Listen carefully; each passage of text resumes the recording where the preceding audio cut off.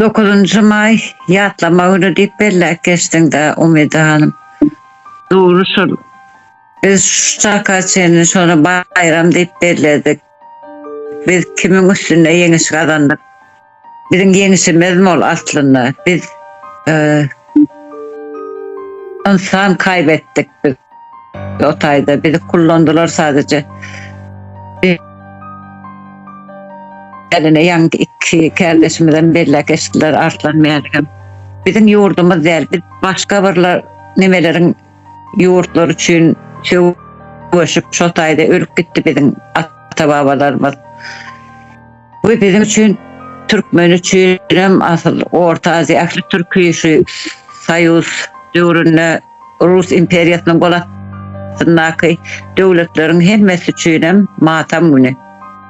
Evet, matam günü.